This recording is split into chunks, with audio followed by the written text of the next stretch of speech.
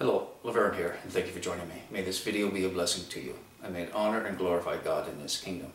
This video is in response to yet another atheist who thinks he's going to give Christians a lesson on the Bible.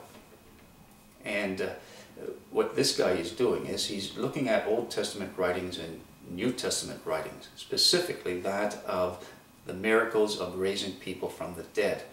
And what he tells us in his video is that the writers in the New Testament have simply drawn from the teachings in the Old Testament and rewrote those stories. And that's what we find in the stories of Christ, that Christ didn't really exist, and all the writer did is take these writings of the Old Testament, rewrite them, change the names and so on, and presented them as new miracles done by Christ. He also draws a comparison between the Greek mythology and the story of Osiris and Horus raising Osiris from the dead, and he compares this to that of Nazareth. Well, this is nothing new. A lot of people have done this, and so that's what I'm going to look at.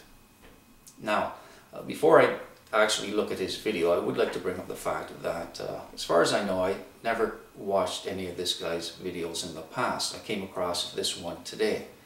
And then, out of curiosity, I went to his channel, watched a couple more, and I watched one in which he talks about his deconversion and why it is that he's turned from Christianity. He considers himself to be someone who questions things, and when he started to question his belief system, his faith, what he found is that he simply could no longer continue to believe in it, and that's why he's now an atheist. And he now spends time, and he's created this channel and so on to try and open the eyes of other misguided Christians.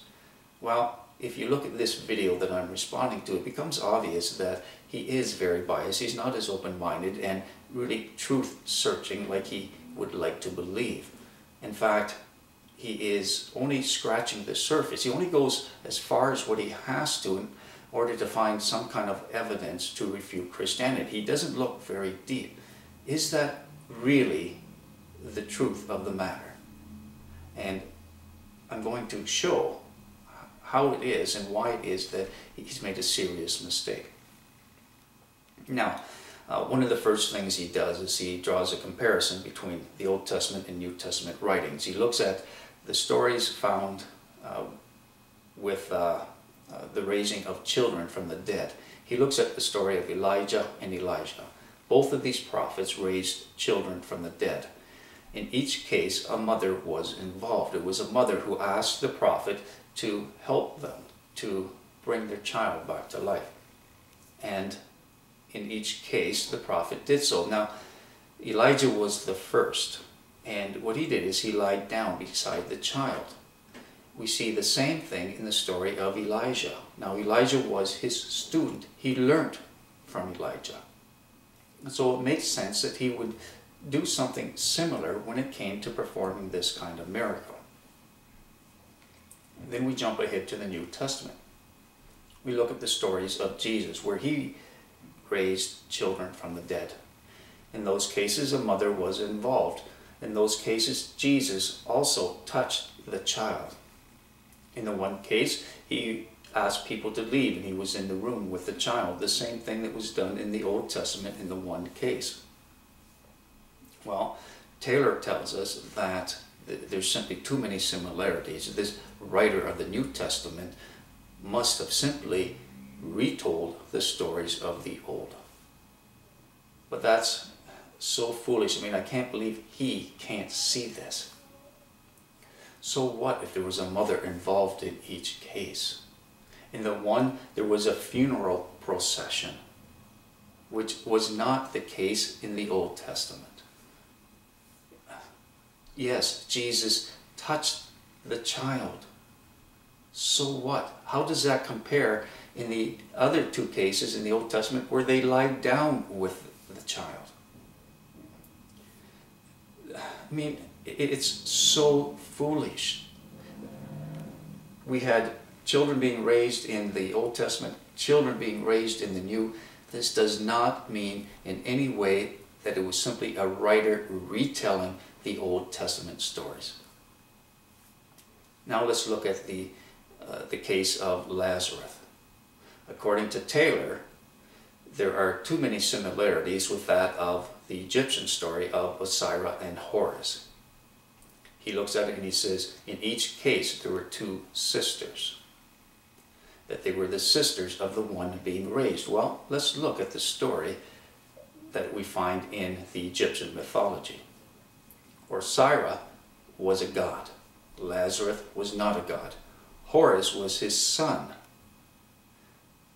Jesus was not the son of Nazareth.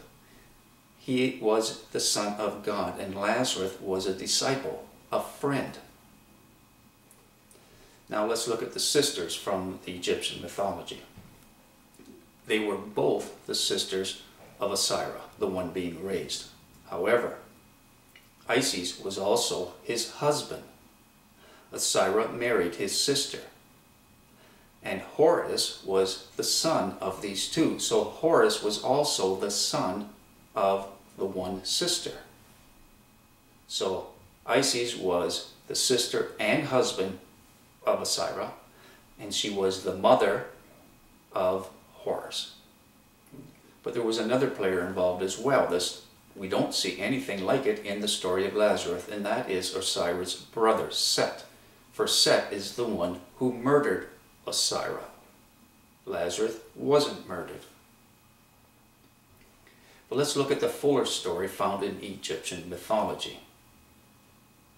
Set murdered Osiris, and he did so by placing him in a box and then tricking him to lie in a box. He seals it and suffocates him. He dies. Quite a while later, Osiris' wife and sister, the two, one and the same, find him. She then raises him from the dead and has sex with him, and their son is born, who is Horus. So Horus is actually born even while Osiris is dead. And he can only be raised for a short period of time, and he's dead again. Sometime later, Set comes across the box with him in it, and he goes into a rage, and he cuts them up into 14 pieces, and he spreads them across the country, and each piece in a different city.